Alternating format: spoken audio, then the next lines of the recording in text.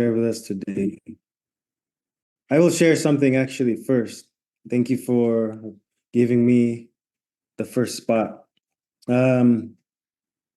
Yesterday I had such a great experience with my CG leader, the Honorable McCoy. He's not here right now, but I had such a great experience with him.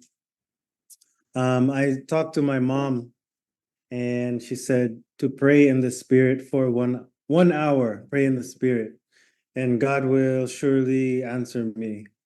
So I pray in the spirit for 1 hour, and then right when my hour ended, McCoy messaged me, and he wanted to do fellowship, and I said, "Whoa!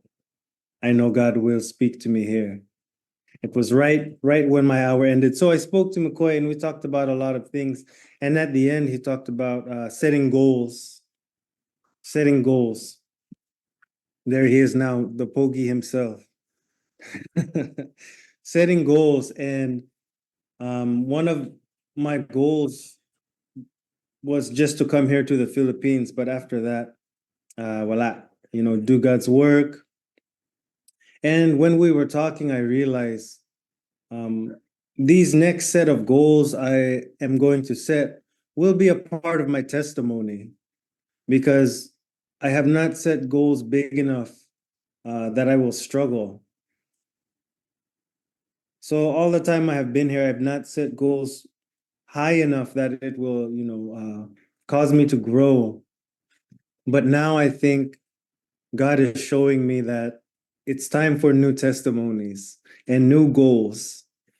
So I guess if any of you have been comfortable in your previous testimonies and what God has done for you, it's time we make new goals, and it's time to that we allow God to give us new testimonies, diba?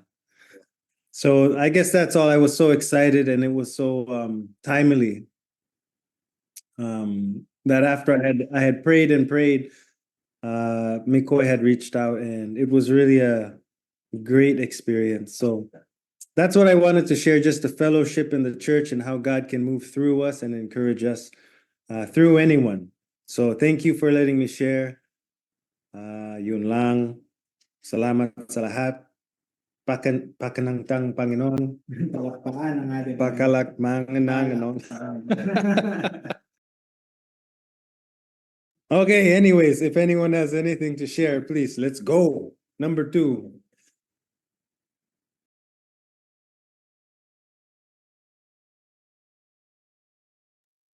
Wala, just me. I'm the only one.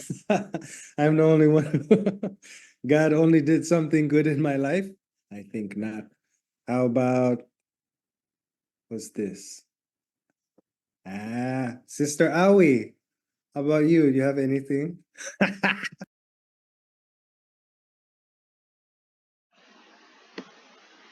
Good morning po. So it's been a while.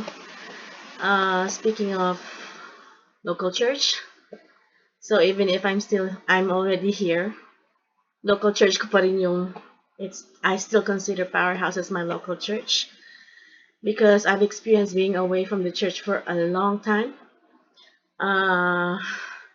For those who were in Powerhouse before, they know that I was away like around five years. Okay, something happened to me and I just want to be away from everybody. Okay, but that was the biggest mistake that I did. Okay, so the reason why I was away, it was because of my ex-husband. So a lot of things, that's another story. But anyway, so that time it was not easy for me, okay, being disconnected from a church. But God was still good because during that time that I was pity partying by myself, okay, so I found a church. It was actually connected with ITAS. So I was doing ministry with the ITAS. That was a resettlement area.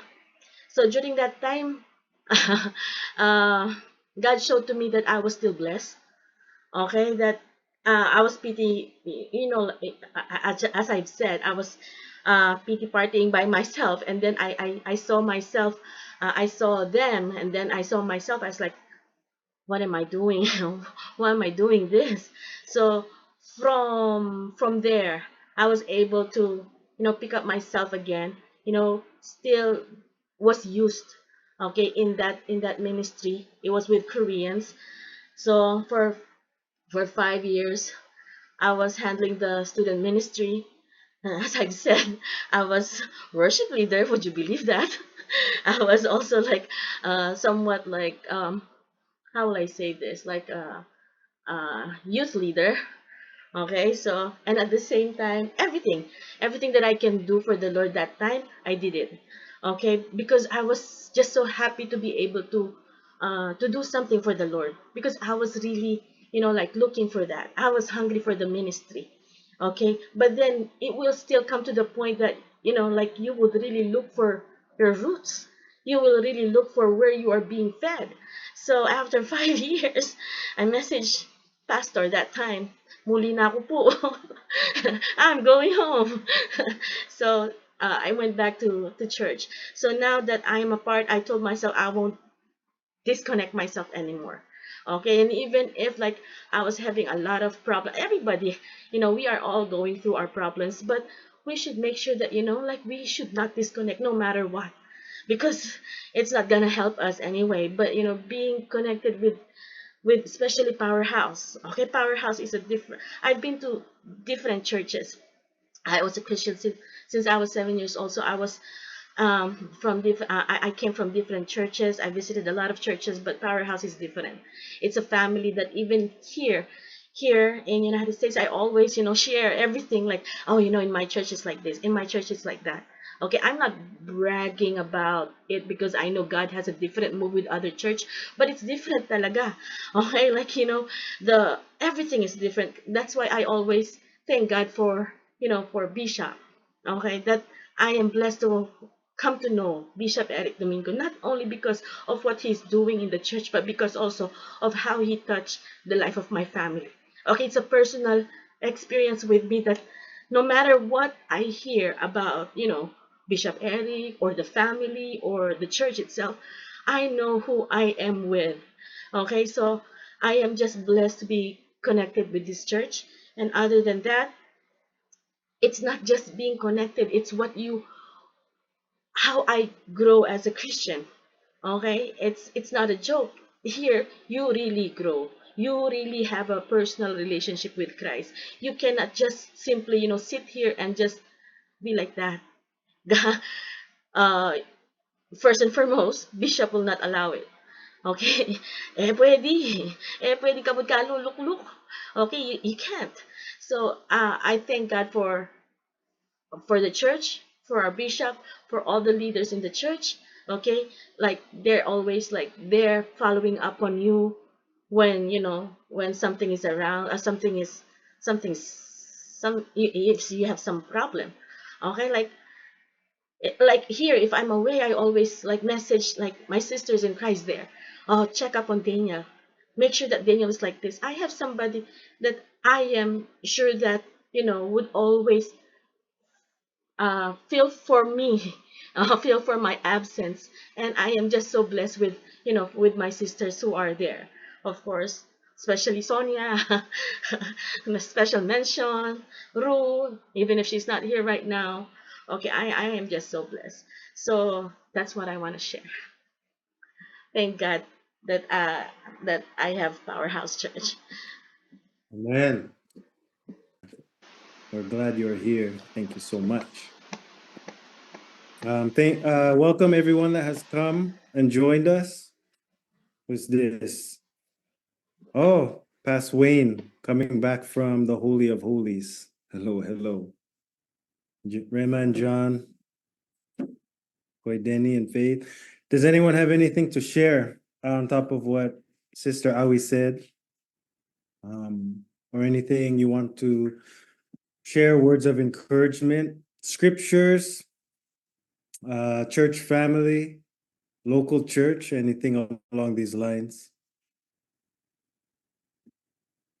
Whoa, not everyone at once. It's okay. One at a time, please. Anyone? I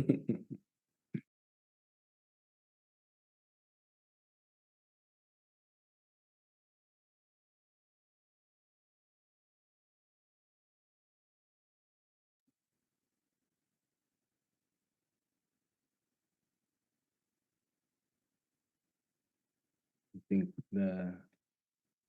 let's see.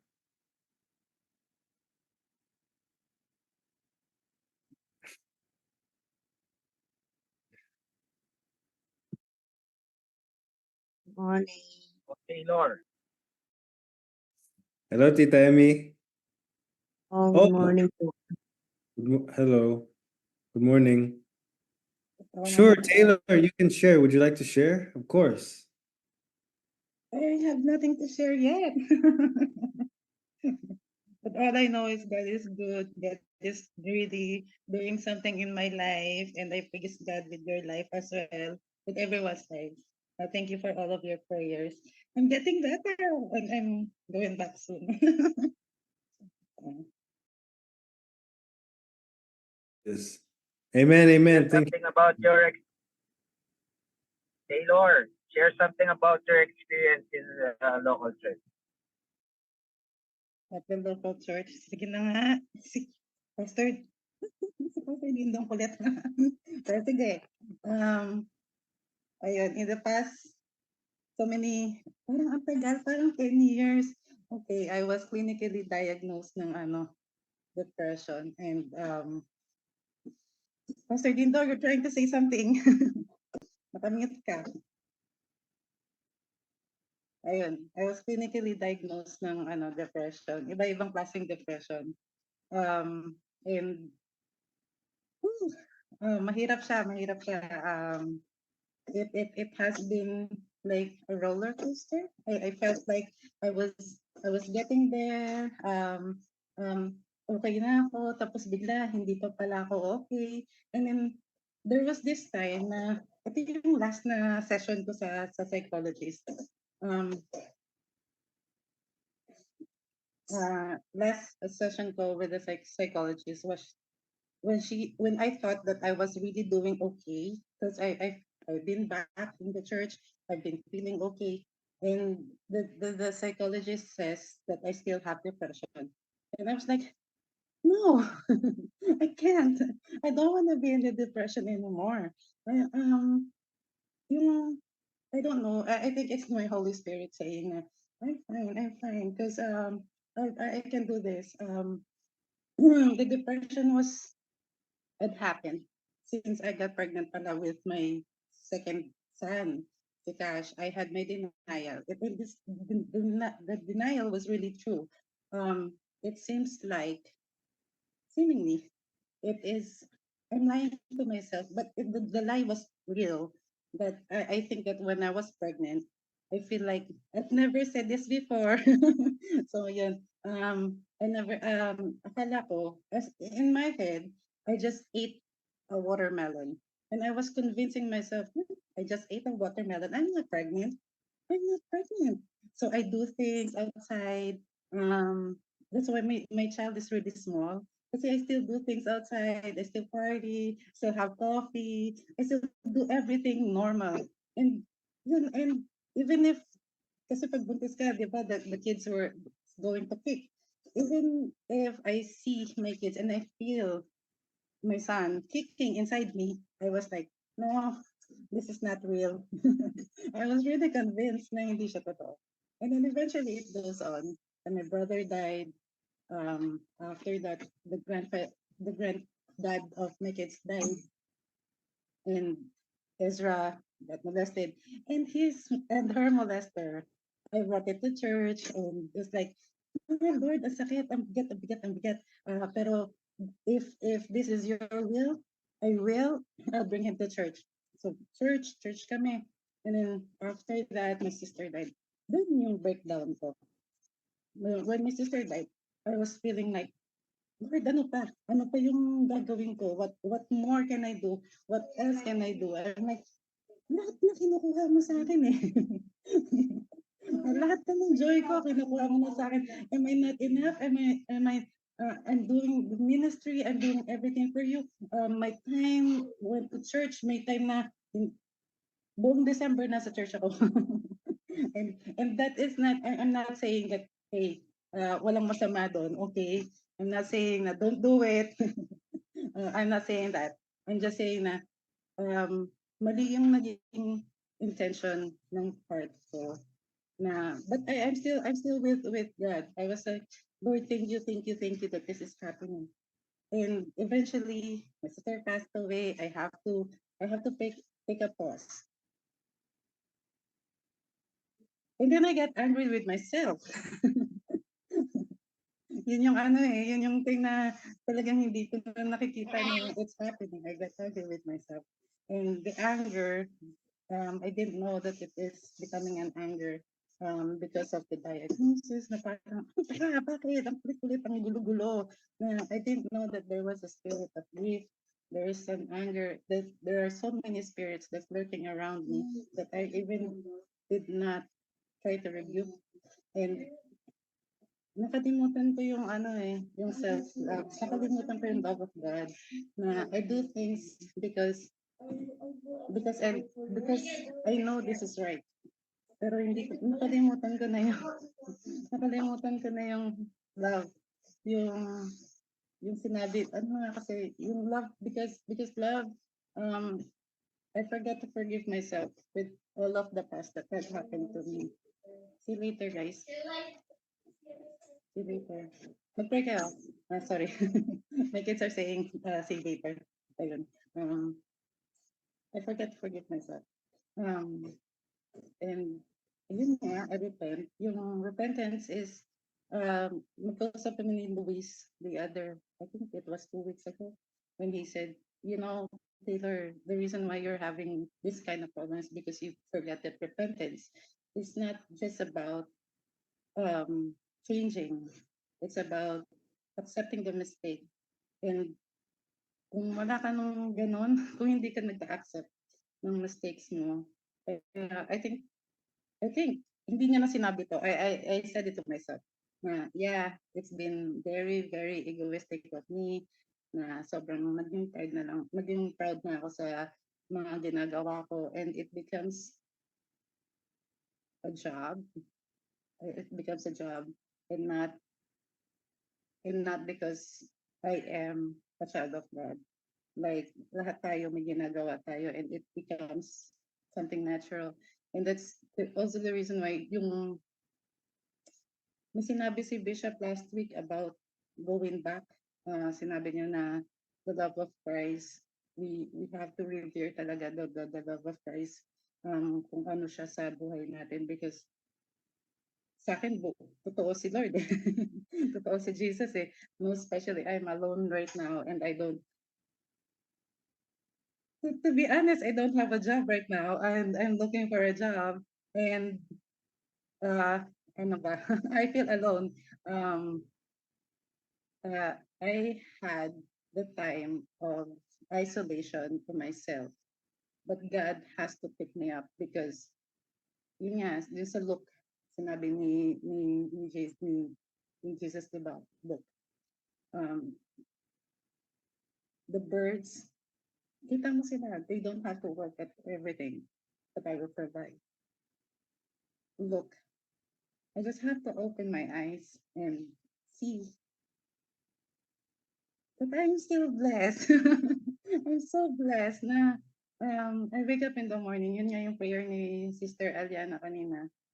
Thank you, Lord, for waking us up today. It's such a blessing. And ayun, there's so many things that could happen. Because last night, I think it was yesterday, si Nicolo, si Nicolo, nakita ko yung smile niya, and I'm melted. Sabi ko, Lord, thank you for this moment. Na binigay mo sa akin tong moment na to, kasi I've seen na yun yung dapat kong ginagawa eh. Not wasting my time. And we can all waste our time to some things that we think is very important. but our faith is more important than anything else kasi it will make us who we are right now. And then I look back. I look back. Kasi sabi nga ni, look, when I was looking back, I see that I wasn't the depression itself. Parang, depression. Oo, sige. Sige na lang. Sabi ng mundo, may depression eh. Pero I still feel it. I still feel the depression and I still feel the pain. Pero if you love God, you'll definitely feel God eh. The love of God is so, ano ba, it eats me up. Parang talagang it devours me.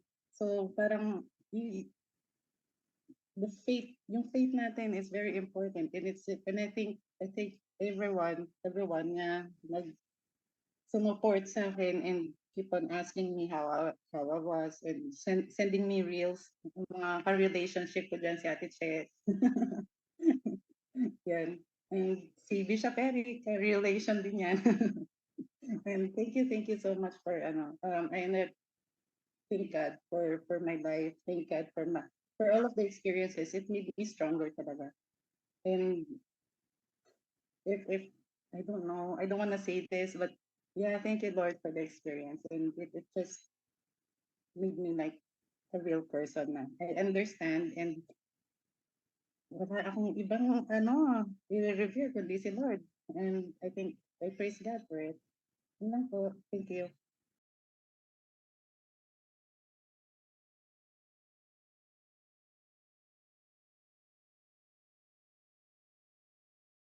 Okay,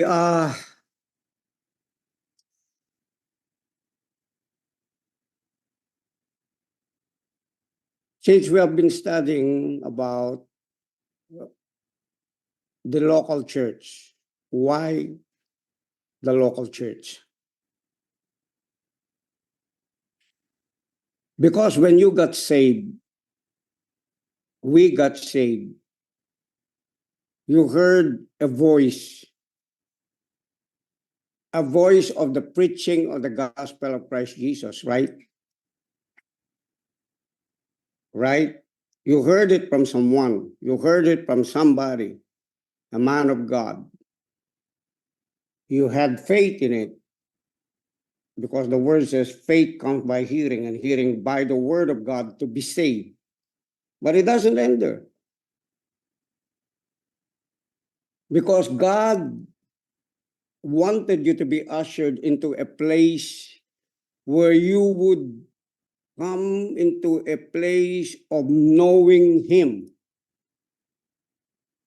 so that you would be able to experience healing from your past, not shallow healing, but healing into your soul.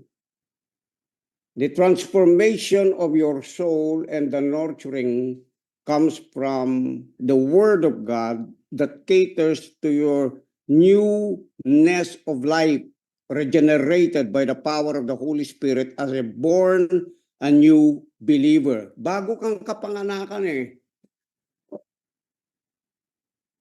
So you should be nurtured, right?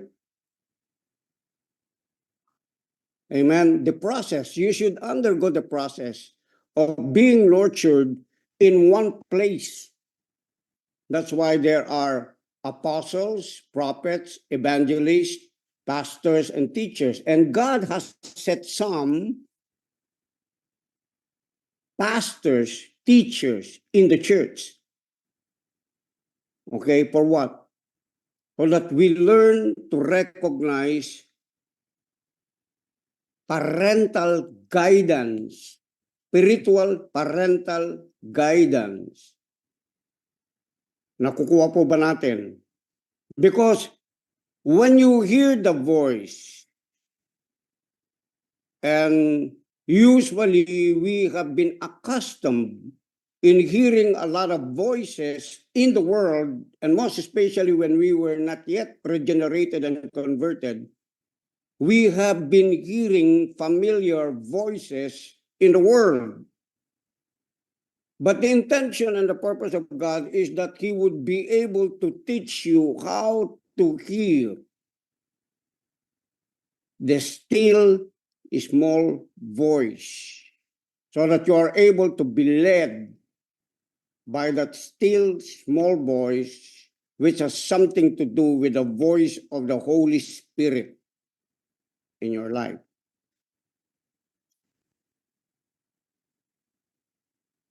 Kaya yung iba, ayaw mag-local church. Bakit? It's just because God is going to deal a lot with our stubbornness, our rebellion, our idolatries, our self-centered life.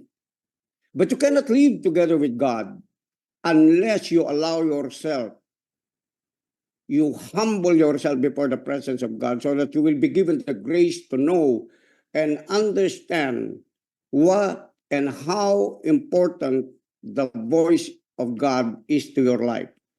Kasi ang inaano lang natin dito, yung boses ni God boses ng Panginoon Otherwise, if you're saying something, you're picking up from yourself, and just other people, or from the situations where you are into, when you are feeling this one, you're feeling that one, you're feeling something. That is not the voice of God. That is from the realm of your unrenewed, soulish, emotional thoughts, feelings. Are you getting me? Are you catching what I'm saying? Amen. That's why the Word of God is requiring us to come into a place where we could grow. Kaya nga, hindi ka mag-grow kung walang nag-aalaga sa'yo. Hindi ka mag-grow. That's why we have this. Why do we have this? So that you won't remain babe, sabi ng Bible. So that you would just not be being fed or be drinking milk and water only. But you will have to be fed sooner or later by the solid food of the Word of God that will be able to prune you.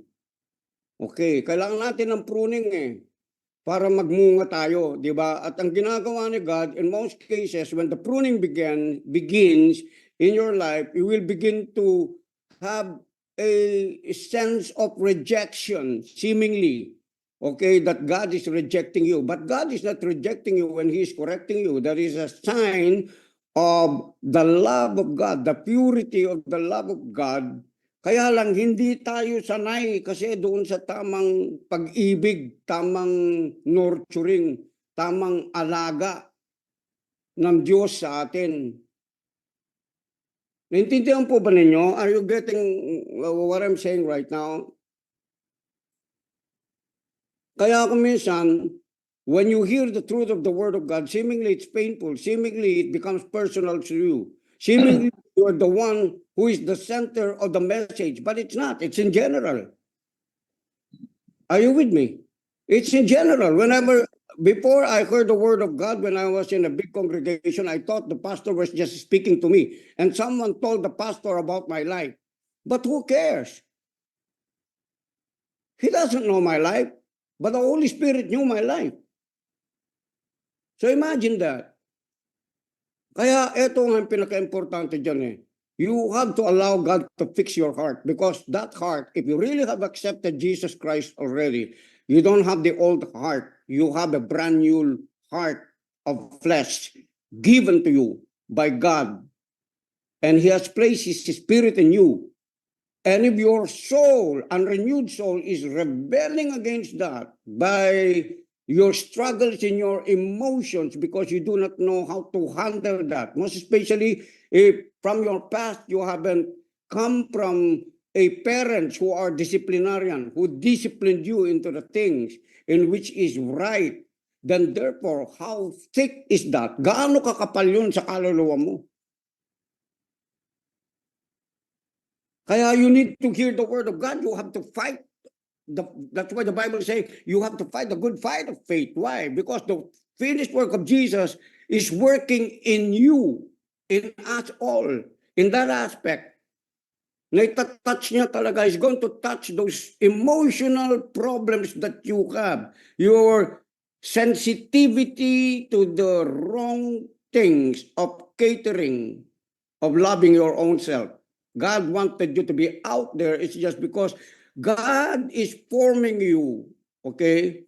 So that you can be used in the world, that God could send you to be used into the world and speak to people about where you were formerly in that state. Amen? That's why God has to form you. Alisin muna ni God yung lahat ng mga alingas-ngas mo sa buhay mo eh.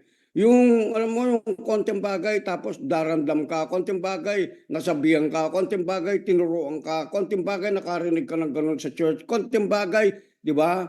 Mayroon nagsabi sa iyo doon sa loob ng church. No, we have to grow as a family. You have to understand that. You cannot receive Christ Jesus and grow on your own. No. Kumbaga sa pulis, magiging iskalawag ka, you become that way. Amen. Why?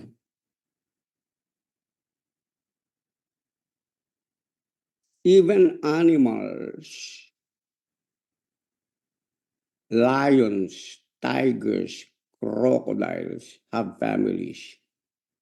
And if in case the mother died and a human being like you and me would be able to nurture them at the young age, a cub, when he grows up, he will honor you and respect you and not eat you because you were the one. There is what we call a sense of instinct in them, that whosoever took care of them, they grew from that. They sucked the milk. They were fed.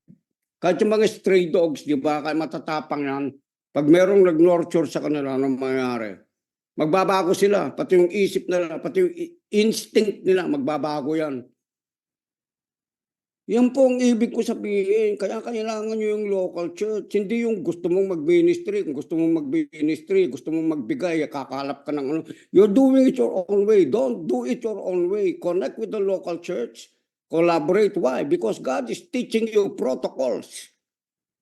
There is protocol in the universe. There is protocol among us human beings. There is protocol among every animal kingdom. There is protocol. They don't just eat one another. It was designed to be that.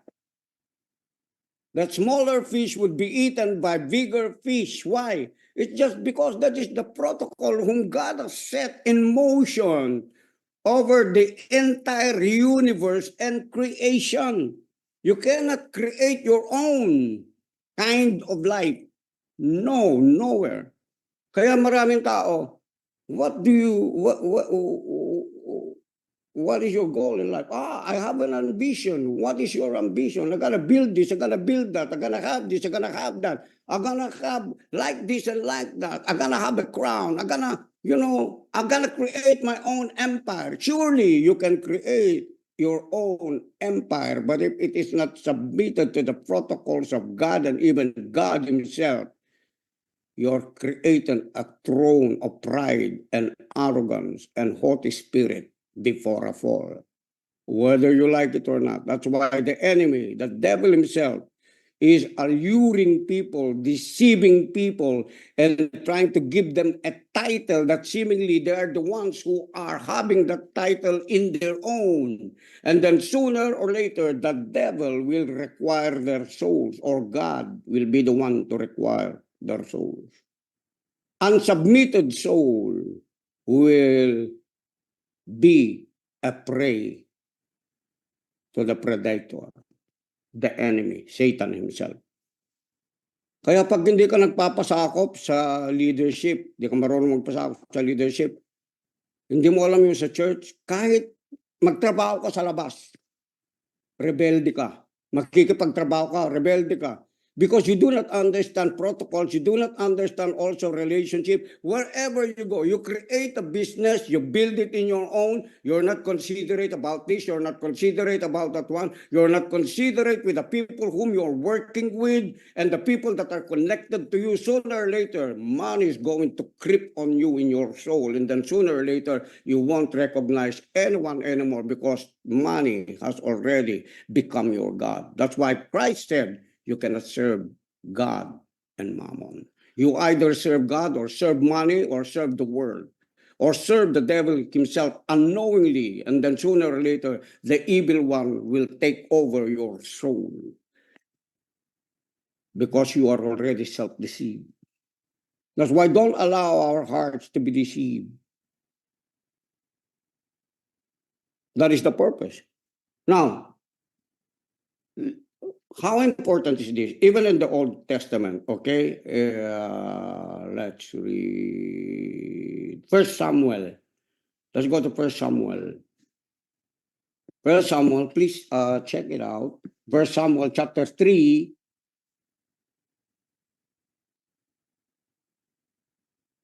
Okay, chapter 3, verse 4.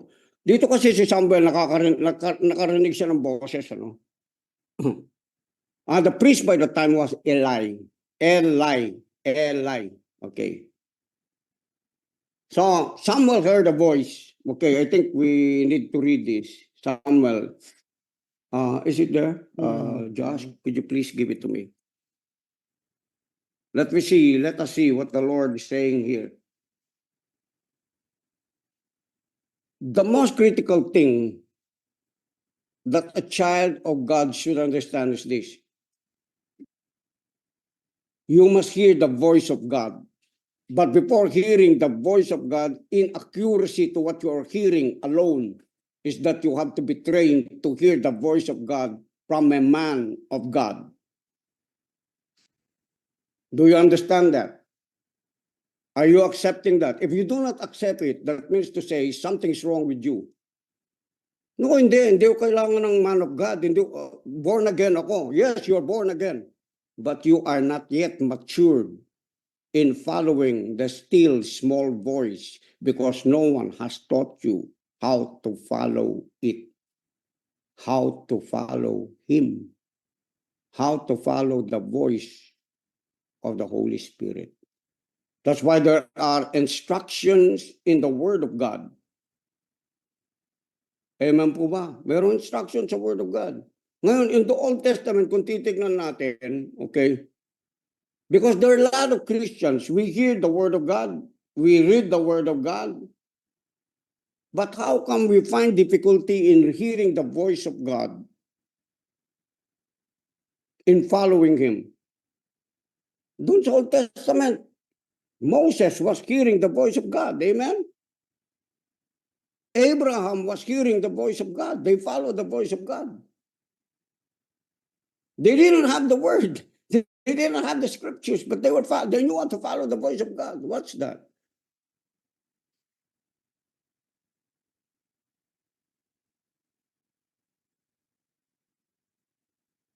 Adam was in the cool of the day. He didn't have any Bible reading, but he was in the formation of coming into a place of knowing from God on a daily fellowship to grow his soul.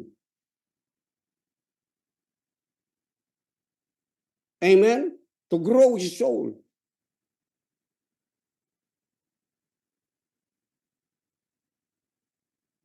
By the time did they know that Satan was in the garden? They did not.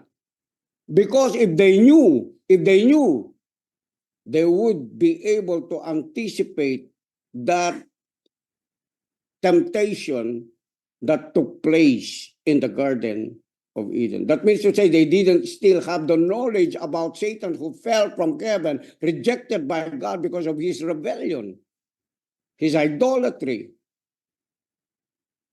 The Bible says he was wise, but he was corrupted by the wisdom. He was deceived in his heart, and that deception also begin to enter man. That's why man becomes self-deceived. Amen? Kaya sabi ni Jeremiah, the heart of a man is deceitful eh. Ngayon, to make it clear to each and everyone, among every human being, that the purpose why Jesus has to come, to bring back us, human beings, into a place where we hear the voice of God daily. But what God did is that he has caused the scriptures to be written so that these scriptures would be a guide unto us, an instruction unto us from the people whom God has formed, took out from the place in the world where they were busy doing their own thing, and then shaped them so that they are able to hear the voice of God and understand what really the Word of God is saying in intentions and purpose and in the interest of God. Ngayon, kung hindi ka makikinig, gagawin mo yung sarili mo, medyo mahirapan ka. And there will be a repetition of what we call ups and downs, woundedness, hurt, being lost, seemingly God left you. No, God doesn't leave us. It doesn't mean to say when you're not hearing from God, that doesn't mean to say God is not speaking. No, God is speaking, but we are dull of hearing. Why?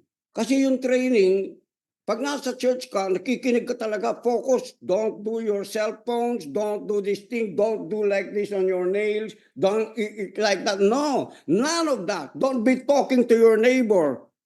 Okay? Focus. Are you listening to me? Now, when you learn to do that, that's why in the kingdom of God, don't tell me about grace. Yes, it's all grace. It's all grace. But it has something to do with you as a person who should come into a place of discipline. That's why it's called disciple. Continuity. It's not just hearing one word today, one service today. No, you got to keep hearing and hearing until you get established that you really hear the voice of God, of what God is really saying to you. At times when there are a lot of millions of voices that you've been hearing in the world, you can recognize the voice. Why? Because you have already come into a place, into a dimension where you're hearing what is being said from the Word of God, and you can even look into the Word of God, which is a sure word of prophecy that is in alignment from what you're hearing from the voice of God personally, even without the letter, but the rhema already of the Word of God. Rhema, narinig mo na, hindi logos na nakasulat lang, kinote mo, pero hindi pa totoo sa iyo. Amen? Now, let's look at this. Where is it? Help me here. 1 Samuel chapter 3. Okay. From verse 1, basahin natin, no? Please follow me. Okay, follow me. Matindi po itong ginagawa ni God sa inyo, kaya dapat na maintindihan pag mayroong instruction, the church has become a place of instruction for God. Although sabi ng Panginoon doon sa John na mayroong mga kabahabahagi, mga nagkabahabahagi na yung mga apostles, mga disciples, hindi nila alam, hindi pa nila na-meet, but Christ knew them. At ang sabi niya, there will also be a place like this, probably local churches like this, local believers like this, but I will integrate them and incorporate them so that we could be one and you could be one with them. Are you getting this? Hello? Kaya mayroong mga iba't ibang mga churches. Kaya ang church growth, meron dito, kuminsan meron dito, meron doon, meron dito, kuminsan pantay na. Pero ginagawa ni God, God is equipping himself speedily because he is about to come. That's why he's saying, occupy till I come. But how can you occupy without understanding the voice of God? How can you cooperate and collaborate if there is no leader leading you unto the paths of righteousness? We can't be doing our own thing. sabog tayo. Kung halimbawa, makikinig tayo sa sarili natin. Meron akong gustong gawin. Meron gustong gawin si Joshua. Meron gustong gawin si Pastor Francis. Meron gustong gawin yung mga nakapaligid sa atin. How can you unite? How can you do things together? How can you receive things together? How could we grow together? We are only one body. One body means to say we have one component, chemistry, by the Spirit of God leading us unto the path of righteousness by His holiness inside of us. Amen. No one can be holy among us by your own works, by your own goodness, by your own righteousness, because I've taught that on Sunday, last Sunday, that it is a gift of righteousness. We are looking into the gift that we have received and following the gift that we have received. That's why you have to be taught. You have to be taught by the knowledge of the Word of God. You don't know how to pray, you can pray. But you cannot be just by your praying. Never. If you're giving, you cannot just be by your giving, because that's not how you become. The Word of God says, as a man thinks in his heart, so he will be. How can you think to become if you don't know something about God? How can you be transformed if you don't understand how to be transformed by the Word of God? How can you know that you can grow in your financial supply if you haven't heard the knowledge from the Word of God? How can you have faith to believe? And how can you have faith to grow in that area if no one is teaching you? Amen. You know now, you do it, and then after 1 month, after 2 weeks, probably you forgot, or even by tomorrow you have forgotten what you have learned yesterday. That's why it has to be repeated. It has to be repeated. You heard the Word of God today, do not worry, and then tomorrow you worry. That's why worry in the Bible has been taught 365 days. That means to say, how many days? Every day. Every day po. O yung mga taga-powerhouse, sobra, hyper. Ah! Then you want to live in eternity but don't want to listen to the Word of God? Eh! I'm sorry. Amen po ba? I'm sorry, you can't be in heaven. You can't.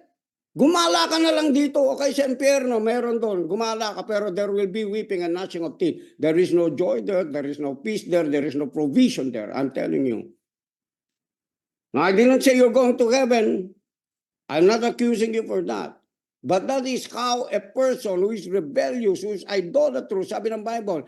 And, minsan, natatakot ka. Alam mo, pati yung mga natatakot, kasama pupunta ng impyerno, sabi ng Bible. Have you read about it? Pati yung mga duwag, kasama pupunta ng impyerno, sabi ng Bible. Why? It's just because pumunta na lang sila sa church, natatakot pa. Kuminsan nahihiya pa. Kasi may pride eh.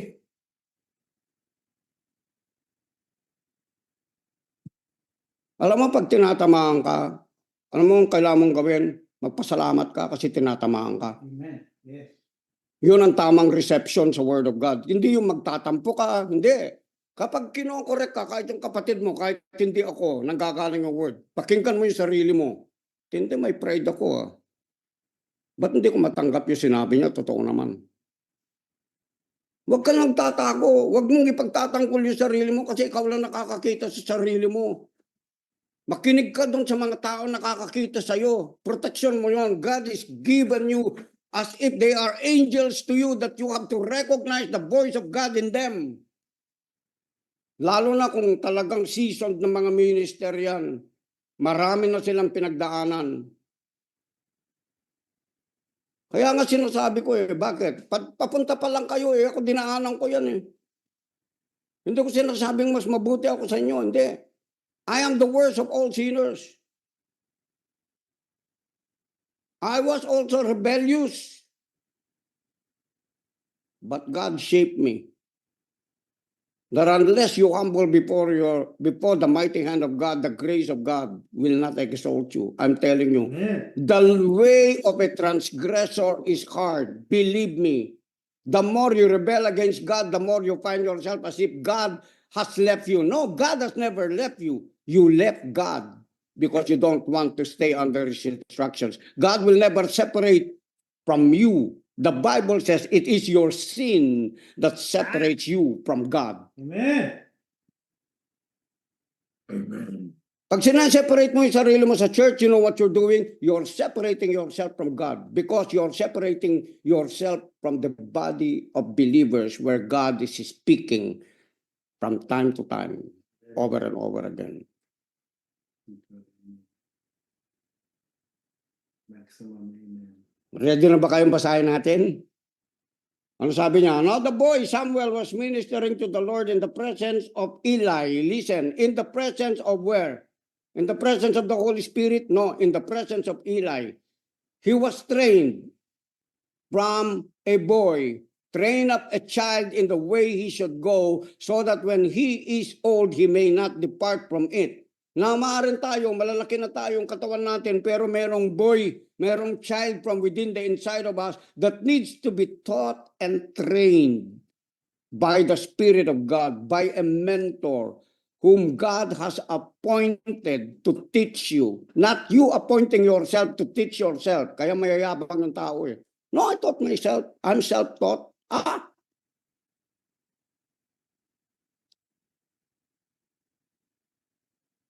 There is no original here. Only God is original. Everything that you know, you have picked it up from somebody. You must be humble.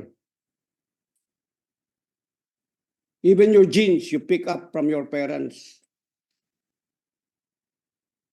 That's why you can change anything. You can change anything if you have the Word of God, if you have the Holy Spirit, if you have the voice of God in your life, you can change your thinking. Yung hindi mo pwedeng gawin na dati, hindi mo kayang gawin, magagawa mo, but in alignment with the Word of God. Don't add to your rebellion. Don't add to your idolatry because the Bible says you have already passed from that. You have already passed from kingdom of darkness or the lifestyle of darkness or the thoughts of darkness or the living kindness and mannerism of darkness from darkness into light.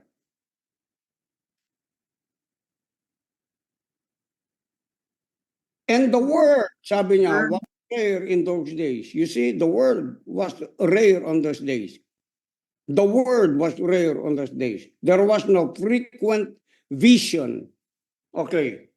Why is it that vision was not present by that time? Now, let me tell you, what creates a vision? The word or the spirit in the word creates a vision. When you hear someone talking about mango, what comes to your mind? Mango, masarap, sabi ni Diyos. Inubos niya yung mangga ko rito. Thank God, I'm going to reap ticklish of mango. Amen. But when you talk about Lamborghini, what comes to your mind? Come on, interact with me. Interact. Don't be fearful. Siyempre, Lambo, tama? You talk about lechon. Anong papasok sa isip mo? Tama? Kaya nga ito, pag wala kang word naririnig, you're too, being pushed with here and there. Pressure here, pressure there. Yung mga false na mga tao, false na mga kaibigan, even false brethren, they will tell you, wag na tayo mag-church. Alam mo, hindi boses ni God yun, boses ng demonyo yun.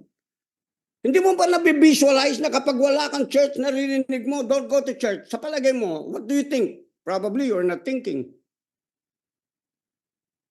Yes! Believe me, I know what I'm talking about. Amen. Oh, ito na lang, simple. Huwag kang mag-church. Isipin mo, hear that word.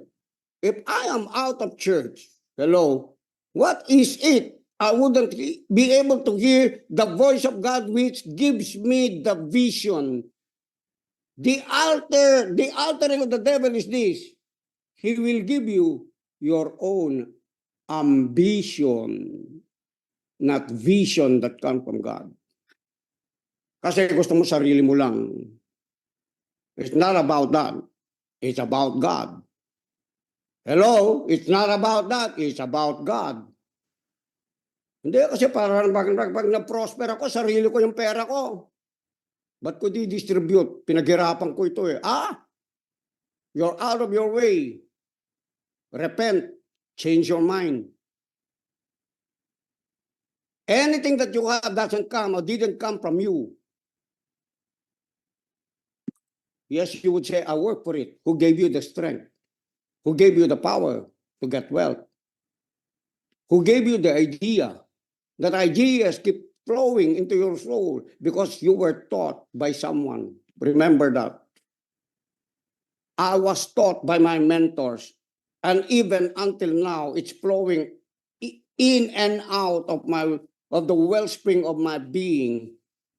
I submitted to them. They laid hands on me. They prophesied the word of the Lord. They prophesied where I'm going in the future, and I am now walking in that word that I have received from them in the spirit of humility and submission and humbling myself in the spirit of worship. I said, yes, Lord. I can see it now. I can't see it now, but because you spoke it to me, I have that vision. That's why I'm telling you, the track did not just come 3 days ago. No, it was even before I was young in the Lord. God already saw me. Show us the track. But God used me to materialize those track with your help because you were connected to the vision of God at Powerhouse. Amen po ba? At yung reward na binigay ni God sa atin concerning doon sa, sabi ng Bible, wise is a man that winneth souls. When you're part of the track, kahit na hindi kayo pumunta, dahil kayo nagbigay, dahil kayo nagpray, dahil kayo nagbigay ng assistance, dahil kayo ganito, ganyan, what flows from the blessing of God in me, through me, it will flow through you. That's why when I begin to declare, alam nyo, yung declaration, ganito yan eh. Bakit yung iba declare hindi nangyari? Kasi may training yung declaration. Meron pong process yan. If you do not understand how to put a demand on the promises of God over your life, then you will be receiving or not even receiving yet, but less from what you are declaring. Why? Kasi kailangan kang umakyat doon sa, kapag dinemand mo yung isang bagay sa Diyos, why do you have to put a demand on God? And not like trying to be a beggar and trying to plead your case always to Him. Because you have already been made as a child of God. You're growing up into sonship or maturity na pwede mong, Lord, I'm not supposed to be this way. You caused me to be born into this earth. I didn't even have any will about it. I didn't even want to be born. Probably if I already understood, naintindihan ko na kapag isinilang ka dito sa mundo ito, mayroon kang affliction, you're gonna have suffering, you're gonna have all of these testings and trials. Hard life. That's why when you got me saved, all of this program, they predestined and foreordained from where a man could be and from where he came from, and it's foreordained. Then therefore, I don't have to beg you for anything of what I need and what I want in life. It is your responsibility. Give me my share. Give me my portion, as your word has said. You understand that? Doon ka palang pwede mag-declare. Kaya tinuturuan kita mag-decree, mag-declare. Pero unless naintindihan mo yun, na ikaw anak ka ng Diyos, are you with me?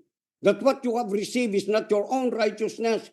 What you have is not your own holiness, but you have just received a gift of righteousness. So everything that you have in your life are all gifts that came from God, that God wanted you to share unselfishly. Tandaan nyo yan. Kaya pag mayroong humingi sa iyo, amen, at meron ka sa bulso mo, ano sabi ng Bible? Do not deny them. Why? When it is in your power of your hands to do it, do it. Don't deny it.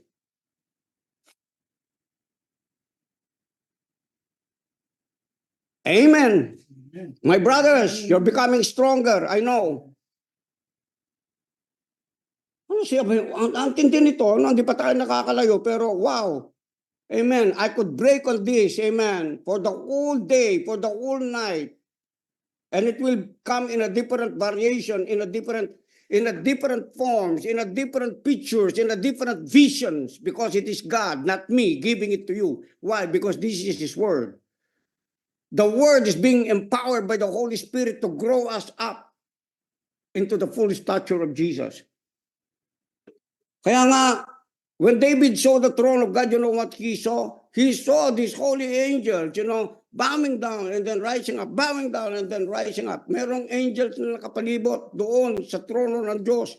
That's what they're doing. And when they do like that, it's a different glory again. When they do like that, it's a different thing again. When they do like, oh man, it becomes so glorious and glorious and glorious and glorious and glorious and glorious. That's why the Bible says we are growing from faith to faith and glory to glory. But how can you have faith to see the glory of God, which is the vision that God wanted to impart to a child of God? Na kung ano yung gustong ipakita ni God sa atin. When you see the glory of God, nothing in this world will be matched to it. That's why tatawanan mo lang yung problema, tatawanan mo lang yung circumstansya mo. You're going to laugh at your temporal situation. Why? Because you're seeing, you have a vision of what heaven and who God is to you, not what your circumstance and the devil is talking to you about anything that is lost, that you cannot see. The devil wanted you to have a picture of his own in your life so that he can captivate your soul, enslave and imprison your soul in that place of doubt, unbelief. Amen. Okay, verse 2, sabi niya rito at that time.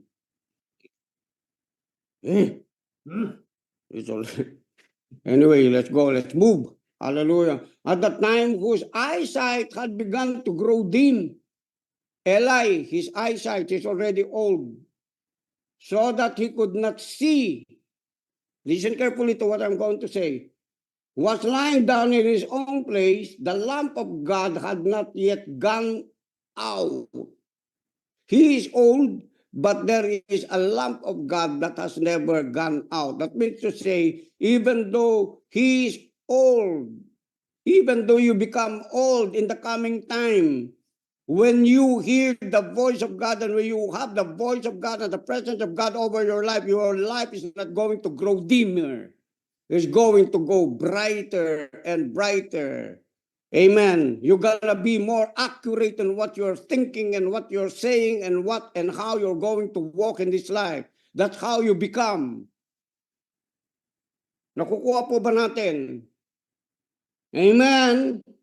Now, the lamp of God had not yet gone out, sabi niya, and Samuel was lying down in the temple of the Lord, the house of God. Sa palagay niyo, dahil sinasabi ko, it's not in this four corner of this church, amen, that we can be confined. Now, listen to my word. I'm talking about not to be confined. We have to hear the voice of God from His headquarters, amen, from whom God has positioned to deliver the word. So that after that we have received the word of God, because we are already full. Amen? What are we going to do? We're going to impart it to someone. Give it to someone outside, to our families, to the places where God has called you to have a job, to work together with those colleagues of yours, with the people that are connected to you. In that company, you share the word of God to them. That's what a child of God should be doing every day in his life while you are alive here in the earth. You got to think about, kanino ko kaya may share ito? Don't just share it to your common believers. Now go out to the people out there, synergize together, collaborate together. Let's go to that place. Hello? Let's go to that place and build from that place. Not just you, cell group ng cell group, cell group ng cell group, cell group ng cell group. That's all good. We have that. But after that, what? Go to church, but after you come to church, what? Amen po ba?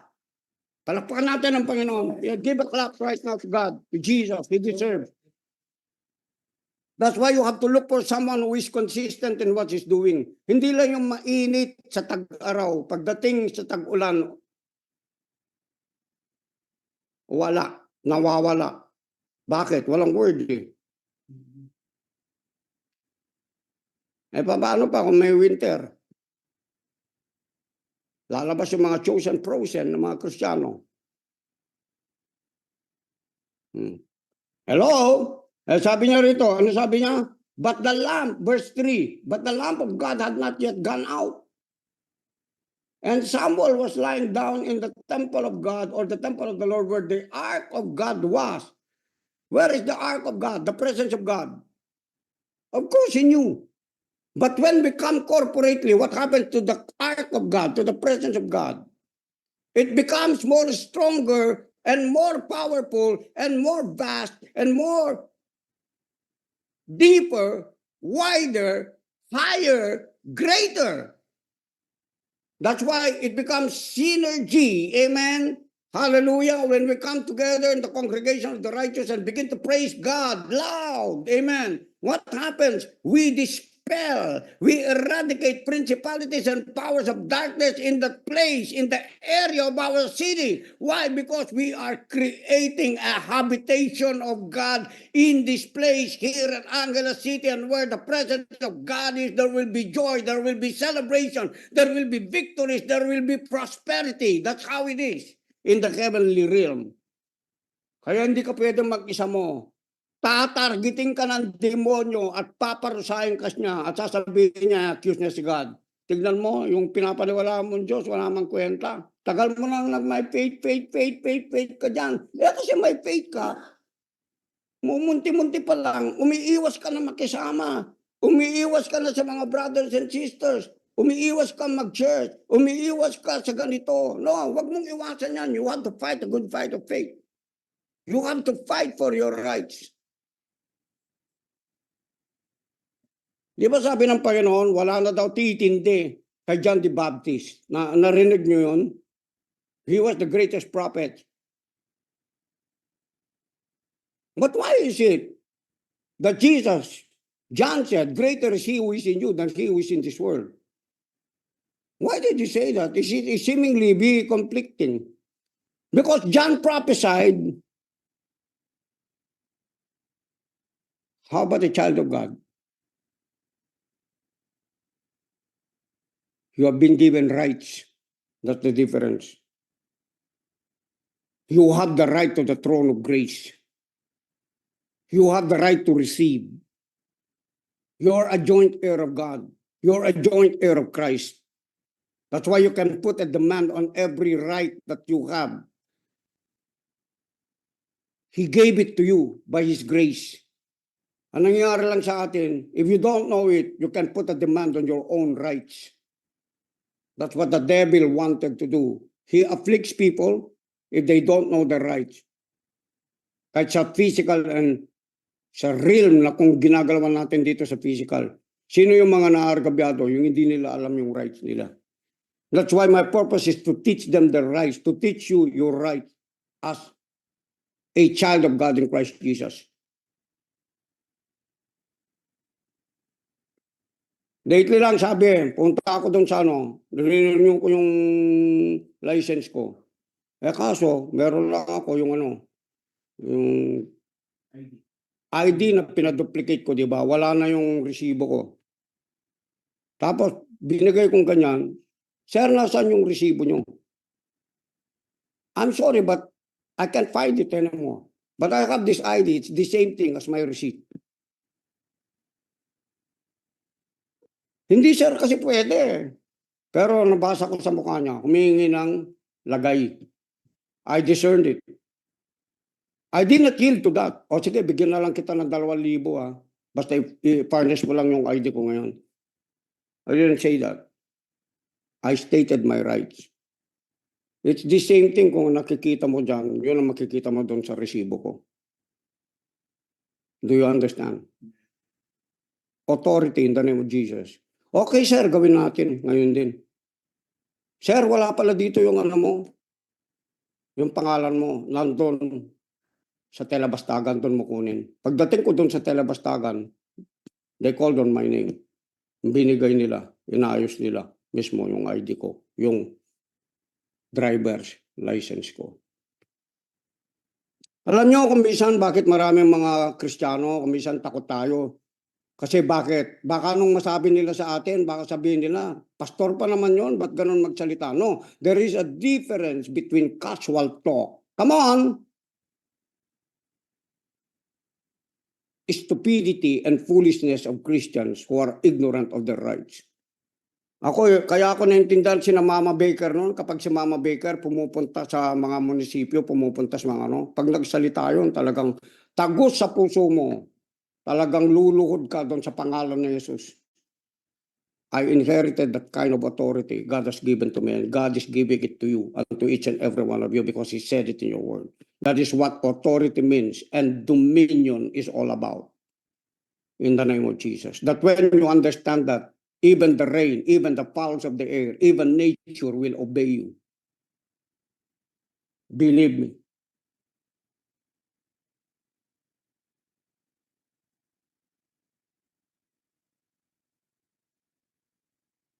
Woo! Hallelujah. Verse 4, then the Lord, listen, after he went to Samuel, then the Lord called Samuel and said, here I am. And ran to Eli and said, here I am, for you have called me. But he said, I did not call you. You see, there is already a voice that he was hearing from where he was young. And he thought it was God calling him. He had already the kind of consciousness being developed where? In the temple where he was being led by a priest. Assistant siya. Lumaki siya doon. But Eli said, okay, I did not call you.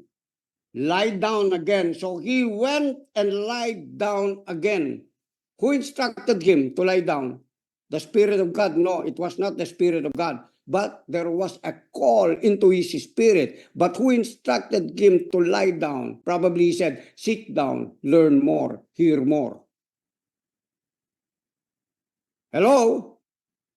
Anong ginawa niya? And the Lord called again. Amen. What is God's intention in doing this? He's making him recognize now to come into a place of knowing and understanding which voice is he hearing now. Is it a voice of man or the voice of God directly addressing him? Pag nasa church ka, naririnig mo boses ng pastor mo. Hanggang sa nasa bahay ka, naririnig mo boses ko. Pero that's not already my voice. It is already the voice of the Holy Spirit. Are you listening to me? Amen.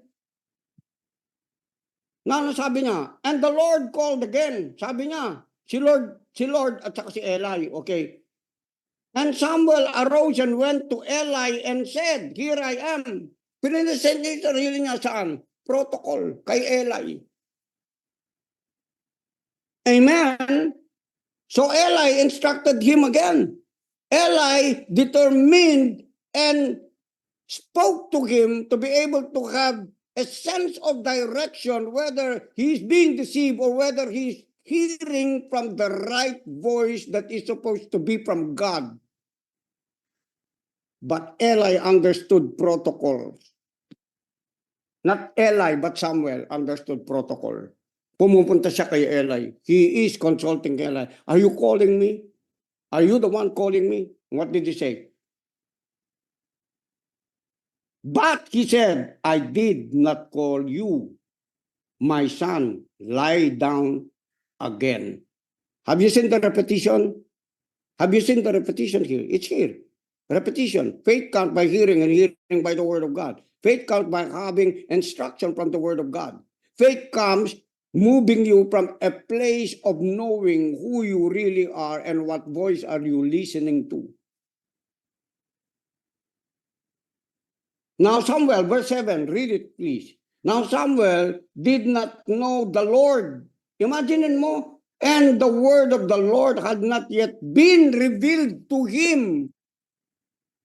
He did not know the Lord, and the word had not yet been revealed to him. Yet God, in his choosing, has been calling him. But because if there was no a man instructing him, he can be deceived. Hello? Kaya nga protocol yung sinasabi ko eh. If you're listening to a CEO in the company, don't try to usurp them and tell, I am greater than him. I know it's still better than him. He's the CEO, but I'm the one who knows it. That's arrogance, that's pride. No matter what you know, he's still the CEO. You're not. Nagigets po ba natin? Humility. Paano ka mapopromote kung ganun yung attitude mo? Kahit mismo sa local church, paano ka mapopromote? Kung hindi mo i-acknowledge yung inilagay ni God doon, na para bang, it is the same thing as if God already is the voice unto Eli.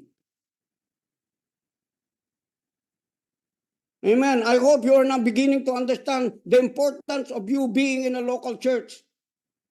Pagka wala kang kulungan, amen, yung mga ibang tao, I'm not free there in the local church kasi lagi na lang merong ganito, lagi na lang merong ganon. No, it's part of your molding. It's part of what you're hearing from one another so that you would grow up and come into a place of you knowing and determining what kind of voice and who is the voice you're hearing. And if it is the voice of God from where you are hearing from within the inside of you, you will be able to agree together with God and refuse to listen from any negativity that is trying to put you down. Consider them. Probably God is shaping you through them. Consider them and keep loving them. Alam mo, pag meron nagko-correct sa'yo, love mo lang. Love mo. Hindi yung sarili mo, love them. And then you will see the power of God at work in you. Okay, let's at least finish this thing. Verse 7, and Samuel did not know yet, did not know yet the voice of God or the Lord, and the word of the Lord had not yet been revealed to him. 8, and the Lord again called Samuel, sabi niya rito, the third time, and said, here I am, for you called me. Answer niya. Okay. Then Eli perceived the calling, and then Eli perceived that the Lord was calling the boy. Who perceived it? Samuel? No, Eli, the priest. Why? Because he was matured. He was appointed by God, hearing the voice of God, to be a priest. The priests are the carrier of the word of God. The priests are the giver of the instruction from the giver of the true word of the Lord. For the people to come into an alignment with the plan and the purposes of God. Unless God appointed you, amen? Unless God appointed you, you don't have any power. I don't have any power if God did not appoint me. I don't even have the right to speak these things to you or to instruct you if the Lord has not appointed me. That's why I don't have nothing but just the gift of the calling of God according to his righteousness that I am here today. I have nothing in my own. I'm sorry. You can't hear from me, from God, if God does not call me and chosen me to speak to you.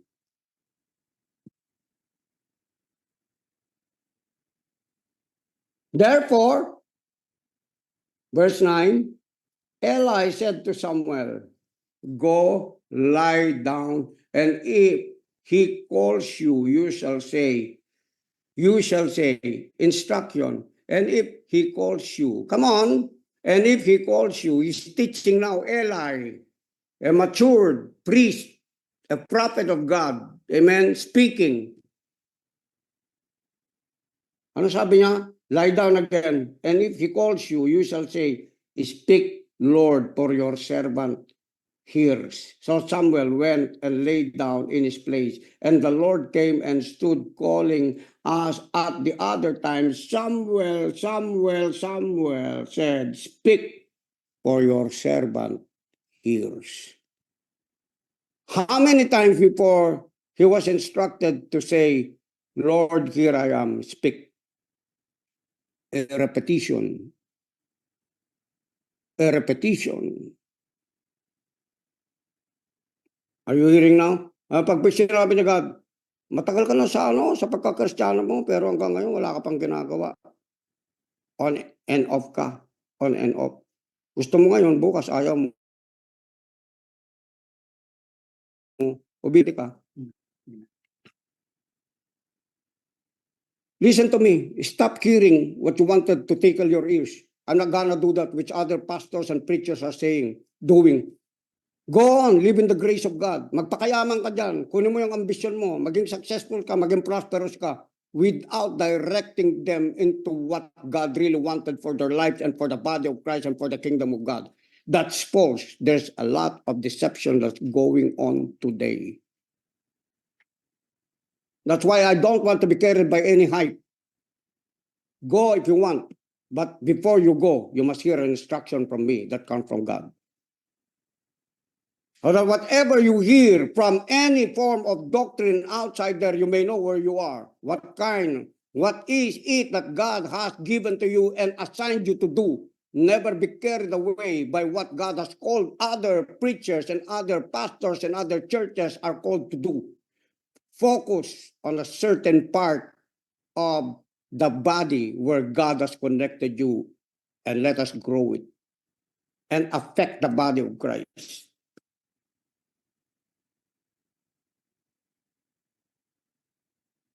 Okay, verse 11, patapos na tayo.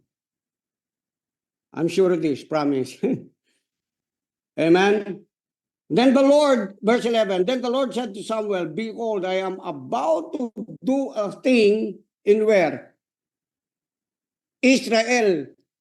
From the temple, God spoke to him as a boy because he is about to do a thing, and because Samuel is faithful in hearing the voice of Eli, he will be used to be a voice in Israel.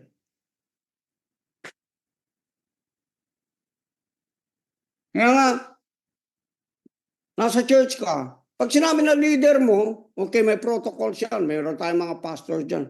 Pag sinabi, ikaw na muna maglinis doon sa CR, ikaw muna mag-ayos. Kasi yan, voluntary na yan eh. Alam mo, maramdam mo eh. Wala akong ginagawa, pero pwede akong magligpit ng church. Pwede ako sumama doon sa ministry doon to back up Pastor Francis. That's why I tell Joshua and Mikoy, it's okay talking, having fellowship, both of you. But if you become a supply to greater people, what's that? You receive more greater reward than just you having your own reward of your own. Na-bless ka, bumaba, okay. Nagkaroon pa kayo ng goosebumps. Nag-speak in tongues pa kayo. Pero did it affect your community?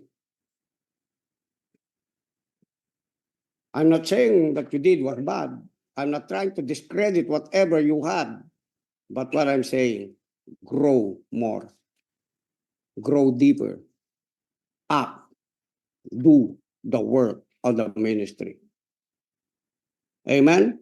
From the temple, our headquarters, when you hear the voice of God being instructed unto you, God will use you to touch a community, to touch greater families, to touch an influential person, to touch a government leader, to touch PNP, to touch the military, to touch with rich and wealthy people who don't understand about the name of the Lord. Just like the eunuch in the book of Acts.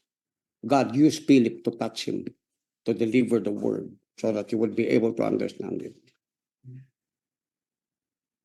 Amen ba, mga kapatid? Amen ba, mga kapatid? Amen.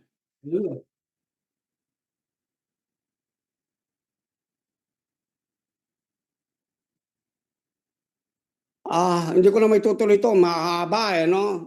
I think kung meron kayong responsibility, I think these words had gotten into your spirit and transformed, renewed your soul. And then after this, you pray, Lord, please. Okay? Dito yung pumapasok yung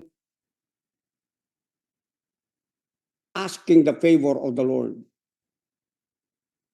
Kasi kung minsan, kahit yung leader, alam mo, minsan nawawalan na ng, alam mo yon yung kumpiyansa doon sa mga tao na on and off, on and off, on and off. Kaya pag nag-present uli, just do it. Wala na silang marami sasabihin. Just do it. Are you with me? Kasi on and off ka, on and off ka, on and off ka eh. Ayaw ni God ng ganun. Gusto ni God commitment. Amen. Yes. Sa relationship, hindi pwede yung sala sa init, sala sa lamig. Tandaan nyo. Hindi maraming boyfriend, girlfriend, asawa ang kailangan ninyo. Kailangan nyo isa lang. And God will give you that. If you obey Him, you obey the instruction of the Word of God. Remember this. In case you have missed your husband, okay, you married a wrong man. The Bible says your husband is the Lord. Sabi niya sa Isaiah. Mag-focus ka kay Lord, maglingkod ka kay Lord. Siya ang paglingkuran mo. At kung meron kang physical na asawa, iserve mo pa rin yun. I-love mo pa rin yun. Ipag-pray mo nang ipag-pray hanggang sa mamulat siya bago siya mamatay. Kung ayaw niya mag-serve sa Lord. Nakuha po ba natin? And if it is really the plan of God, amen, because it is God who has put you together, sabi ng Bible. If God puts us together, He's still the one that will separate. If there is a plan of God for you to be separated. Are you listening to me? Parang yung si God is the one who raises up kings and brings down kings. He's the one who raises up authorities and He's the one who brings them down. Amen. Na kay God ba? Hindi na. Nasa iyo na. You have heard the instruction. What are you going to do with your life? What are you going to do with your gifts? What are you going to do with your talents? What are you going to do with your resources? While still there is a waiting in time transition, amen, tumaya ka na ng todo. Tumaya na kayo ng todo. Kasi there is no turning back here. There is no turning back here.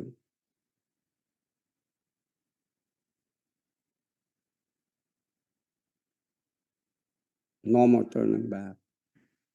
No more turning back.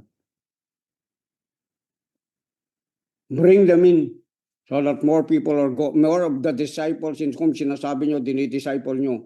I-prove nyo yung discipleship nyo. Are you with me? Amen? Let your disciples understand knowledge about protocols, knowledge about obedience. Put them to test.